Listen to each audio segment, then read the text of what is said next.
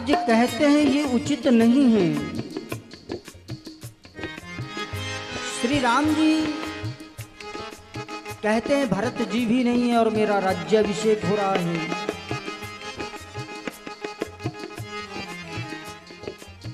उन्होंने कहा भी गुरुवर, लेकिन गुरु वशिष्ठ कहते हैं यह नियम है। और जब यह सुना, तैयारियां समस्त होने लगी। मंथरा के मन को आज भ्रमित कर दिया देवताओं के कहने से सरस्वती मैया ने। उसने जाकर के कैकेयी मैया से जाकर के सारी बातें कही। वो तो सब जानती ही है कि अब क्या होना है। कैकेयी मैया सब कुछ जानती है। मुझे रूठना है, राजा से वरदान लेने हैं।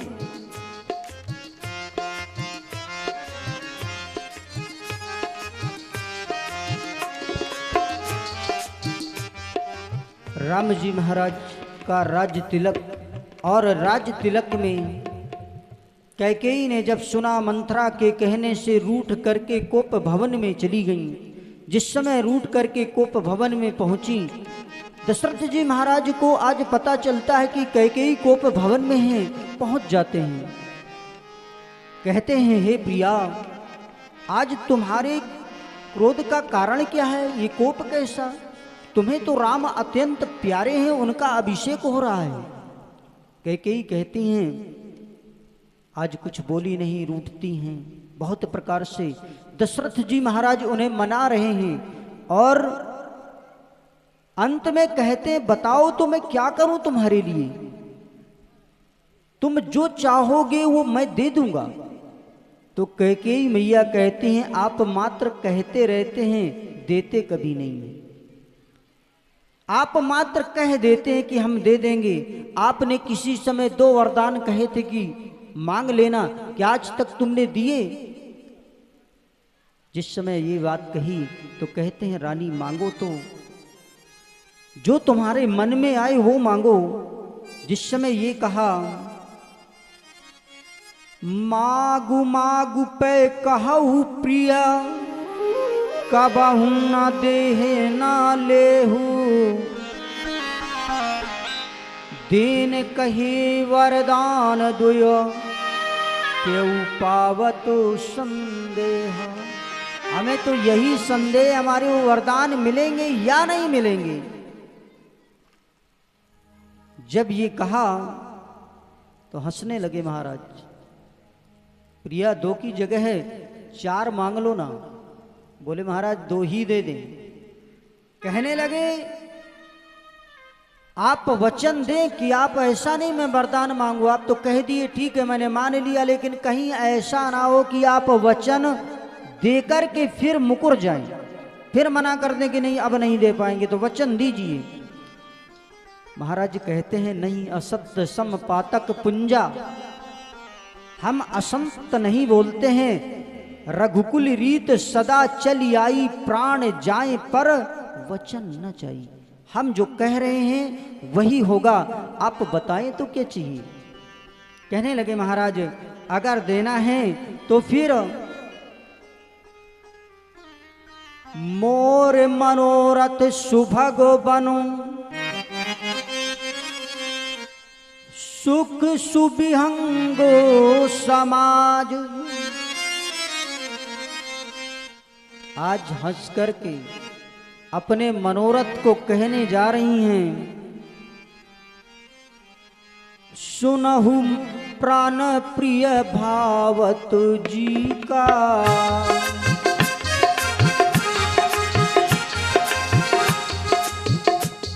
सुनहु प्राण प्रिय, जे मेरे मन को अच्छा लगने वाला है वो मैं पहला वरदान आपसे मांगती हूँ। सुनहु प्राण प्रिया भावत जी का, सुनहु प्राण प्रिय भावत जी का, देव एक बर भर तही टीका।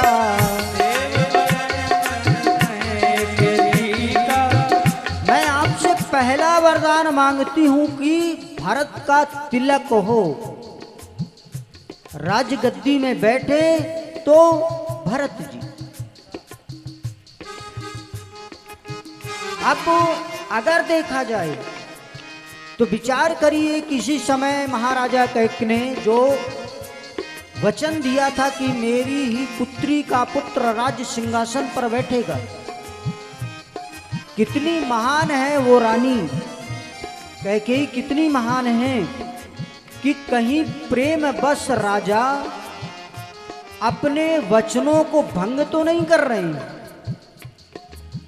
और जब वचन भंग कर देंगे तो मेरे पति को सब कोई कहेगा कि देखो ये वचन भंग करने वाले हैं। यहां से लेकर कश्मीर तक ये बात फैल जाएगी, कैके प्रदेश अर्थात कश्मीर, वहां तक ये बात फैलेगी कि जो रघुवंश वाले कहते हैं कि हम कभी अपने वचनों से नहीं हटते, तो वो फिर वचन तोड़ दिया। कहा था महाराज के सामने कि हम आपके पुत्र को राज्याभिषेक देंगे, तो वो वचन टूटेगा। तो रानी कितनी महान है, बात कैकेयी की होए। जैसे भगवान शिव अमृत क्षीर सागर मथा गया, तो भगवान शिव पहला क्या निकला, विष, और विष भगवान शिव को मिल गया। बाकी तो सबने सब कुछ ले लिया, भगवान शिव को और कुछ नहीं, मात्र पहला विष। तो ये कैकेयी स्वयं भगवान शिव हैं, विष पाई प्रच्छन्न शिव हैं। अगर ये कलंक अपने ऊपर नहीं लेती तो फिर पूरा सब कुछ खेल जो आया है वो नियम ही बिगड़ जाता।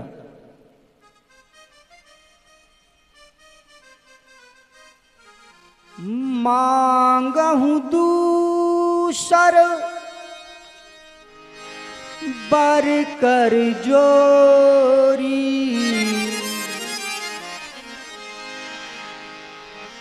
पूर्वहु नाथ मनोरथ मोरी। मैं दूसरा वरदान आपसे मांग रही हूं, सावधान होकर के सुनिएगा। हे महाराज, आपने वचन दिया है उसे भंग मत करना। तापसु बेशो विशेष उदासी, 14 वर्ष राम वनवासी। जिस समय उन्होंने कहा कि 14 वर्ष के लिए राम का वनवास, जैसे कमल के पुष्प पर मेघ, जिस समय जैसे कमल का पुष्प है उस पर बर्फ गिर जाए, जल जाता है। राजा एक क्षण भी नहीं, जैसे उन्होंने सुना कि राम के लिए वनवास मांगा जा रहा है, कुंभला गए राजा। चेहरे का रंग उतर गया।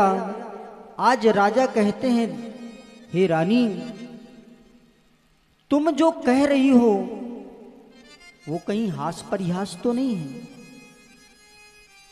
अगर तुम्हें लगता है कि भरत राजा होने चाहिए तो भरत को राजा हम बना देंगे, लेकिन राम को वनवास क्यों? और फिर राम को 14 वर्ष का वनवास क्यों? उसका कारण है कि जो अयोध्या नगरी भगवान श्री राम के लिए सजाई जा रही है, उसको सजते हुए 14 दिन हो चुके हैं। मुझे पता भी नहीं चला और आप इतनी नगरी को सजा रहे हैं। आज मुझे पता चला, मंथरा ने बताया कि नहीं, 14 दिन से तैयारियां, तो एक एक दिन का मैं एक एक वर्ष मान करके 14 वर्ष के लिए राम के लिए वनवास मांग रही हूं। जिस समय श्रवण किया, आज राजा कहते हैं कि देवी, हे प्रिया, हे भामिनी, तुम्हें इसके बदले में और जो चाहिए वो मांग लो, लेकिन राम का वियोग, अगर तुम सोचती हो कि राम को राज्य का लोभ है तो वो भी नहीं है।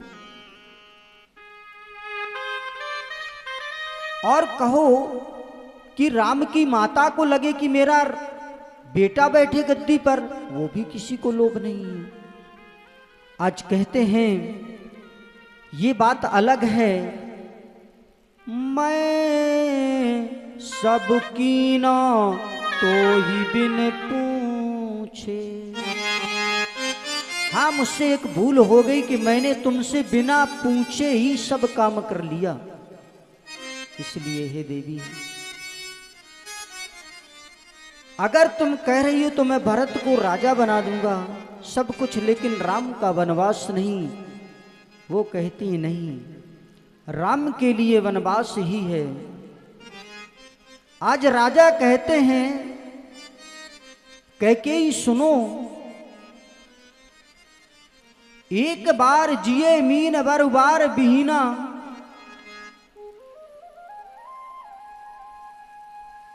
मछली है, एक बार वो जल से निकल जाने पर भले ही जीवित बच जाए, बिना फणी के सर्प भले ही जीवित बना रहे, लेकिन मेरा ये जीवन है बिना राम के नहीं रह पाएगा। कैकेयी कहती हैं कि आप तो बातें बना रहे हैं, आप देना नहीं चाहते हैं। इस प्रकार से उन्होंने जब कहा, होत प्रात मुनि वे सुधर, प्रातः काल होने पर जो न राम बन जाहि, जो राम बन को नहीं जाएंगे, मोर मरण राउर अजस, नृप समझिय मन माई। मेरा मरना होगा, आपका अपयश होगा अगर राम प्रातः काल तक नहीं जाते हैं। अस कही कुटिल भई उठ ठाढ़ी,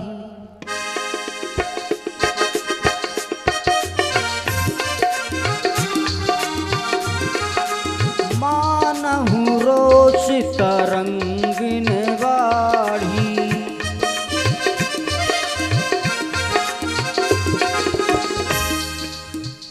आज क्रोध में भर करके खड़ी हो गई। राजा ने देखा ये सब हास परिहास समझ रहे थे, ये कुछ भी नहीं। रानी वास्तव में अपने प्रण से नहीं हटेगी। कहने लगी, राजा कहते कि ठीक है, मैं आपके वरदानों को, अगर तुम कहो कि मेरे प्राण चाहिए मैं अभी तुरंत दे दूंगा, लेकिन राम के विरह में मुझे न मारो। वो कैकेयी आज कह रही कि नहीं, जाना ही पड़ेगा। दशरथ जी कह रहे हैं मैं मर जाऊंगा, मेरी मृत्यु हो जाएगी, राम के विरह में मैं एक क्षण भी नहीं रह सकता। लेकिन जब उन्होंने कहा कि महाराज मैं ये सब कुछ नहीं जानती, सोचिए वो कैकेयी क्या उसके हृदय में नहीं लग रहा होगा कि अगर मैं वैधव्य को प्राप्त हो गई, राजा का मरना निश्चित है, तब क्या होगा। इसलिए चूंकि रामाज्ञा है, राम की आज्ञा को मान करके वो वैधव्य को भी धारण करने के लिए तत्पर हैं। कहते नहीं महाराज मुझे चाहिए। आज राव व्याकुल हो गए, राजा व्याकुल हो गए, पृथ्वी पर गिर पड़े, कंठ सूख गया, मुख से बात नहीं निकलती है। इस प्रकार से ना रानी मानती हैं, राजा मनाते रहते हैं, राजा वहीं गिर पड़ते हैं। राम राम, आज राम राम की याद करने लगे। बैठ गए राजा, जैसे बिना पंखे का कोई पक्षी हो वहीं गिर जाए, आगे ना बढ़ सके। राजा वहीं पर बैठ गए हैं और भूप राजा मन में सोचते हैं कैसे इसका मन बदलूं, लेकिन जब देखा कि कुछ नहीं होना है, प्रातः काल हुआ, भगवान सभी प्रसन्न हैं, सभी जगह है, कौशल्या मैया इत्यादि सभी को पता है कल राज तिलक होना है, लेकिन राजा अभी तक उपस्थित नहीं हुए हैं। सब बड़े आश्चर्य में है कि राजा की आज निद्रा नहीं खुली। पता चला सेवकों के माध्यम से कि महाराज तो इस समय अभी भी हैं और कोप भवन में हैं। सुमंत जी महाराज गए और कहने लगे कि महाराज क्या है। पूछा, राजन कहने लगे कि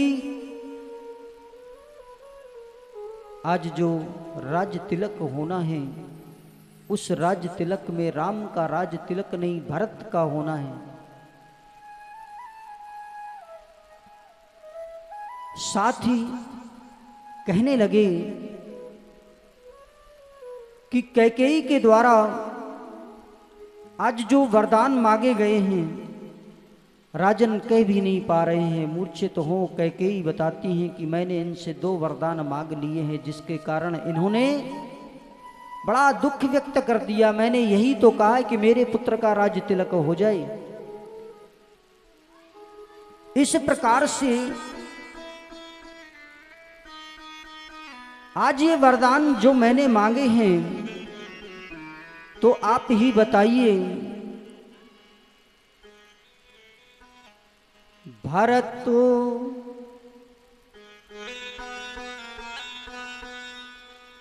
अगर आएंगे राजा बन जाएंगे तो मुझे भी सुख है। महाराज कहते हैं और उन्होंने कर नहीं पाया। धीरे धीरे ये चर्चा सभी जगह फैलने लगी। सब कहने लगे कि राम वन को जाएंगे, क्या ये उचित है। जही भातु शोक कलंक जायु,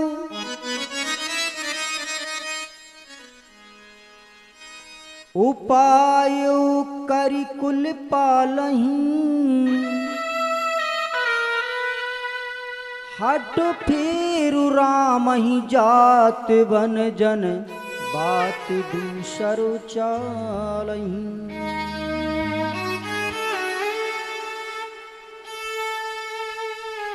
सभी जगह चर्चाएं हो रही हैं कि अगर राम जी वन को जाएंगे तो क्या लक्ष्मण जी रह पाएंगे, वो भी साथ में जाएंगे, और जो जानकी हैं उनका क्या होगा।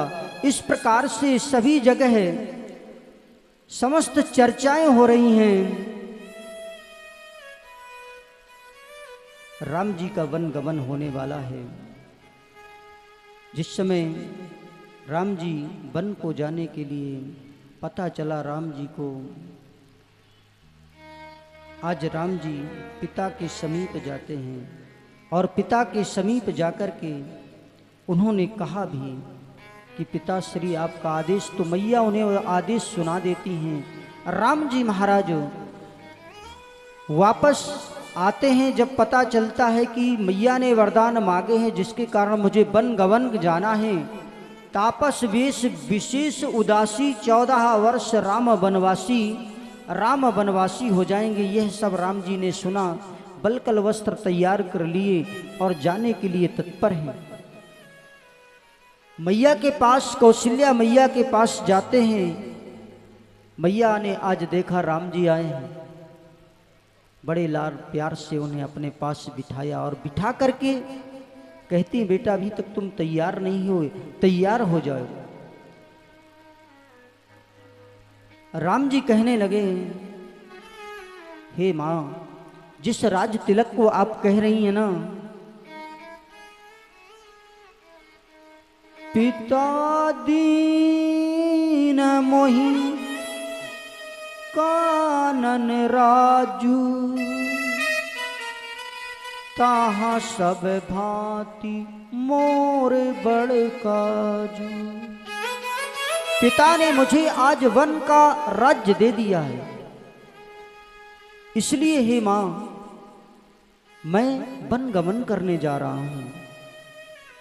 कौशल्या मैया कहने लगी, तुम्हें पिता ने वन दिया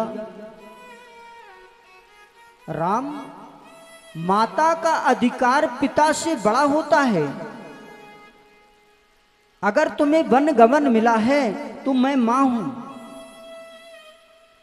इसलिए मेरा अधिकार है कि मैं तुम्हें रोक दूं।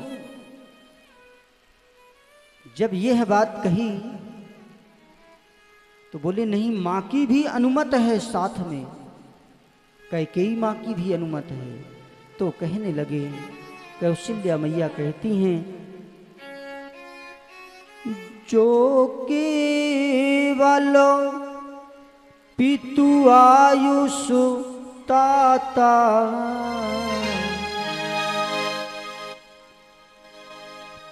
तो जन जाहू जान बड़ी माता। माता को बड़े मान करके अगर आपको आदेश मिला है तो माता का अधिकार बड़ा है, नहीं जाना है तुम्हें वन में, मैं रोकती हूं। उन्होंने कहा मां कैकेयी का भी साथ में आदेश है। तब कौशल्या मैया रुक गईं, क्योंकि एक मां का तो आदेश है। उन्होंने नहीं कहा कि मेरे पुत्र हो तो मैं आदेश दूंगी तब जाओगे। कहते हैं, जो पितु मातु कहो बन जाना,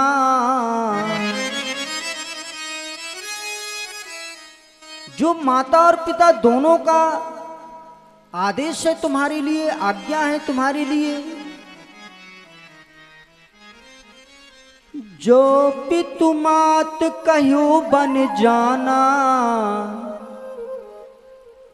तो काननो सत अवधु समाना। 100 अयोध्या के बराबर हो जाएगा अगर तुम्हें पिता और माता दोनों ने कहा है। तो राम जी कहते हाँ। तत्पश्चात तो राम जी महाराज तत्पर हो जाते हैं। मां रोक नहीं सकी उनको, लेकिन लक्ष्मण जी महाराज, जिस समय सीता मैया को पता चला कि पति को वनवास हो गया है, लक्ष्मण मैया को भैया को पता चला वनवास हो गया है, दोनों तैयार हो गए, हम भी जाएंगे हम भी जाएंगे। से सभी आप श्रवण करते रहे हैं।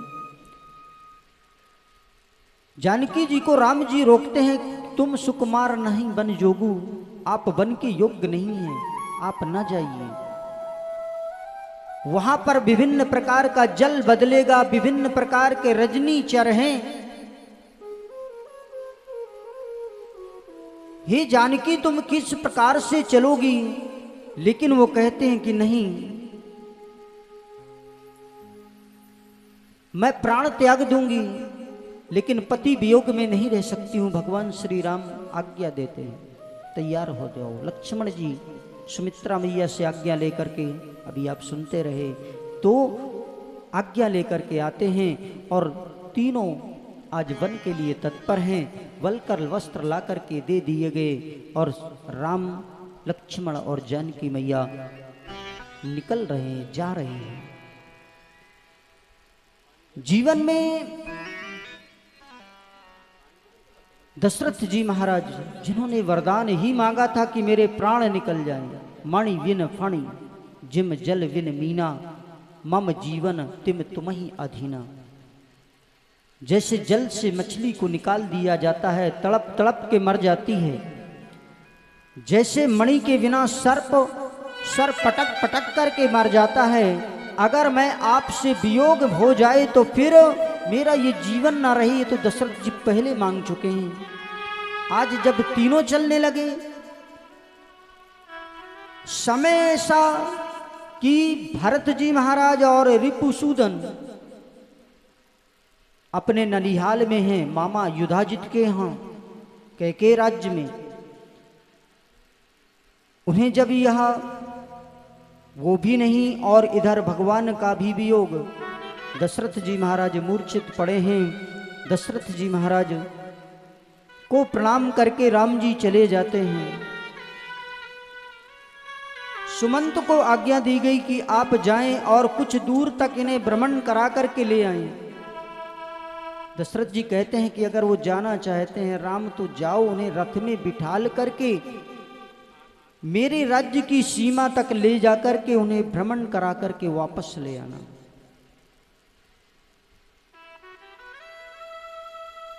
लक्ष्मण जी महाराज, जानकी जी, राम जी रथारूढ़ हो करके सुमंत जी पहुंचाने के लिए चलते हैं। प्रेम बस समाज भी संग में लग जाता है राम जी से। आज जिस समय वियोग हो रहा है प्रजा का, सब प्रजा रोने लगी, सब रोए जा रहे हैं। पशु पक्षी तक दुखी हो गए, क्योंकि हित अनहित पशु पक्षी जाना, उन्हें भी पता है कि हमारे राम जा रहे हैं। राम जी महाराज का गमन होता है, समाज उनके साथ रथ के पीछे पीछे चल देती है। सुमंत जी महाराज रथ को लिए जा रहे हैं, और जिस समय रथ को लिए जा रहे हैं राम जी महाराज पहुंचते हैं, सुमंत जी से समझाते हैं कि सुमंत जी महाराज पिता का ध्यान देना, अब मैं चलता हूं। लेकिन उन्हें कोई जाने नहीं दे रहा है। समाज को तो सुमंत जी ने छोड़ दिया था, लेकिन अब सुमंत जी को वापस लौटने के लिए जब राम जी ने कहा, सुमंत जी महाराज दुखी हो गए, वहीं पर रुक गए। राम जी सुमंत जी से कहते हैं कि आप वापस जाइए, लेकिन सुमंत जी वहीं खड़े हैं। राम जी महाराज आज गंगा किनारे खड़े हैं, नाव को मांग रहे हैं।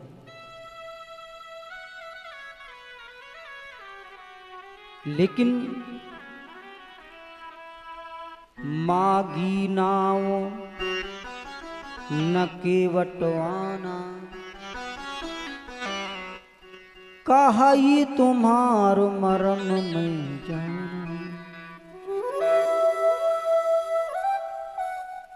उन्होंने माव मांगी और केवट आ नहीं रहा है। उसने अपनी नाव को थोड़ा दूर लगा दिया है, किनारे से थोड़ा दूर। वो कहता है प्रभु मैं आपका मर्म जानता हूं। जिस समय उसने कहा कि मैं आपका मर्म जानता हूं प्रभु, मैं तभी आपको पार उतारूंगा जब आप चरण कमल को, जब तक मैं आपकी चरण कमल नहीं पखार लूंगा। राम जी महाराज कह रहे हैं आज मेरी कोई सुनता ही नहीं। मैं केवट से कहता हूं कि तू नाव लेकर के आ जा, वो नहीं सुन रहा है।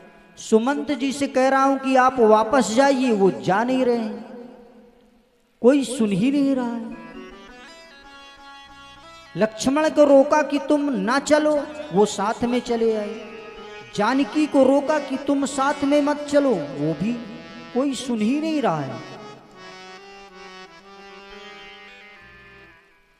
कहा गया महाराज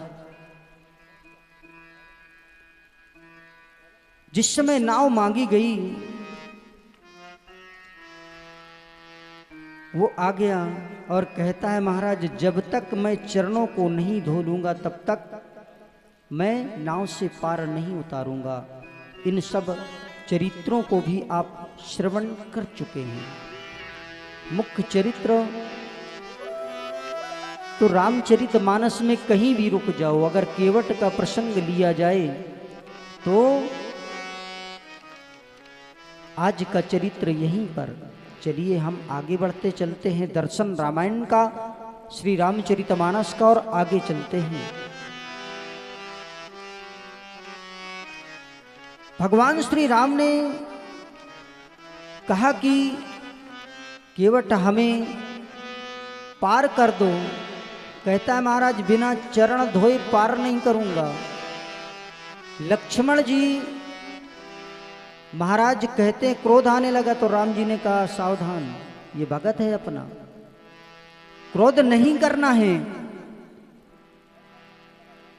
आदेश दे दिया कि ठीक है जाओ ले आओ और ला करके चरण पखार लो। जिस समय ये कहा गया तो केवट आज जल लेकर के आ गया है पैर पखारने के लिए। राम जी के पैरों को पखारने के लिए जिस समय आया तो केवट तो अति आनंद में है, लेकिन जो जल है उसमें भी आनंद भर गया। गंगा मैया आज अति आनंदित हैं। पद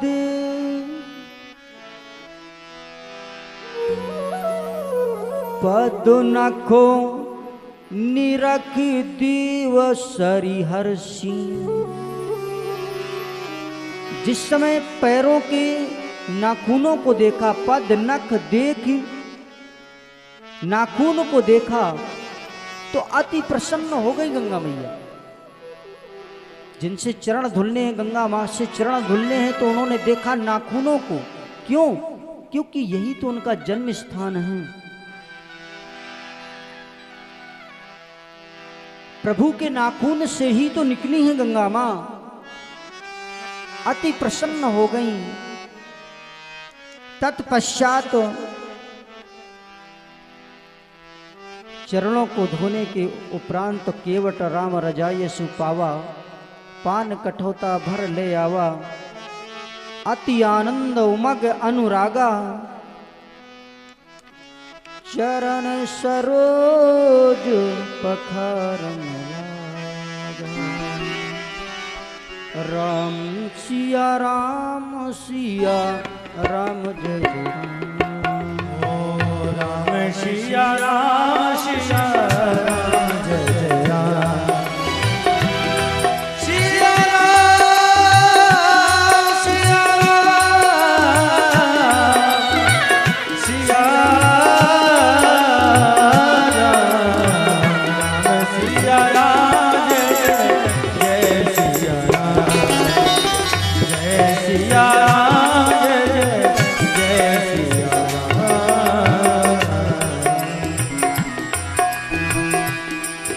पद पखार जलपान करी, आप सहित परिवार। जीवन में भक्त है ना, वो सोचता है मैं तो जाऊं, अपने परिवार को भी साथ में ले जाऊं। सभी को आज उन्होंने जल ग्रहण करवाया। पितर पार कर प्रभु मुनि, मोदित गयो लय पार। पहले अपने पितरों को पार कर दिया भव सागर से, इसके उपरांत भगवान को पार उतारने में लग गया। उतर ठाड़ी भय सुर शरीरेता, उतर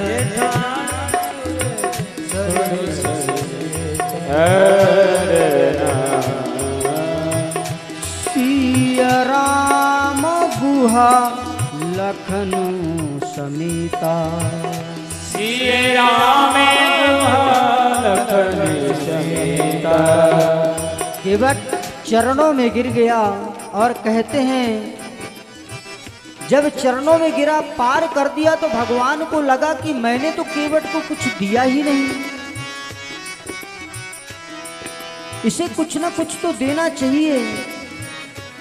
सीता मैया समझ गई अपने स्वामी के मन की बात।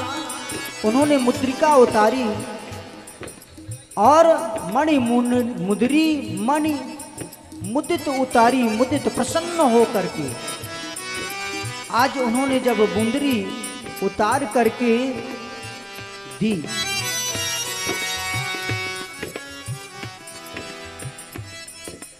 केवट को दी गई। कहने लगा महाराज मैंने बहुत काल मजूरी की है, अब मुझे आज नहीं चाहिए। आज तो मुझे पूरी मजूरी ही मिल गई कि मैंने आपको उतार दिया, अब इससे बड़ी मजूरी क्या होगी।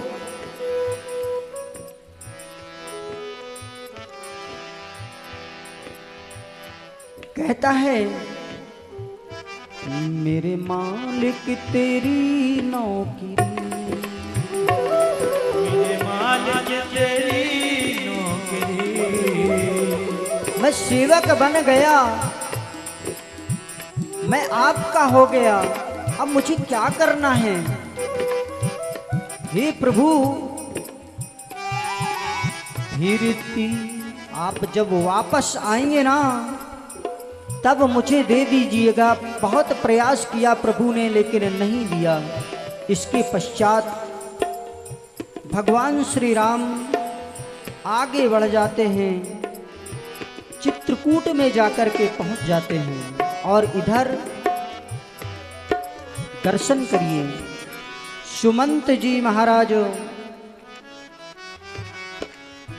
बोलिए राजा रामचंद्र भगवान की जय, बोलिए चित्रकूट धाम की जय। आज भगवान चित्रकूट में निवास करते हैं। तत्पश्चात इधर वापस सुमंत जी महाराज जब पहुंचते हैं तो कहते हैं, क्या राम वापस नहीं आए? तो कहा गया नहीं, राम वापस नहीं आए हैं। जब यह पता चला उस समय की स्थिति की, वापस आ गए हैं। सचिव आगमन सुनत सब विकल भयो रनवास। सारा रनिवास दुखित हो गया, क्योंकि आशा थी कि शायद महामंत्री सुमंत वापस ले आएंगे राम लखन और सीता को, लेकिन नहीं, वापस नहीं आए। तो सारा रनिवास अति दुखित है। जिसने सुना उन्हें कुछ समझ में नहीं आ रहा है, करें तो क्या करें।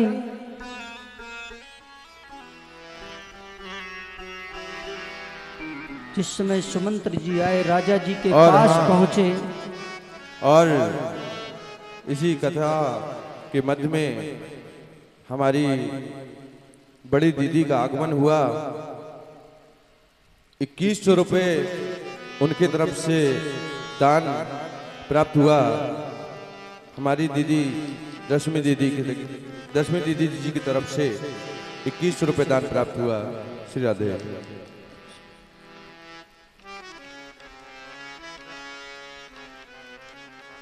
आज भगवान श्री राम ने कहा गया है, ये संसार तो प्रभु को ही चाहता है ना, कि प्रभु मिले, कैसे मिले, कहाँ से मिले। और जब वो चले ही गए हैं तो राजा की ऐसी स्थिति।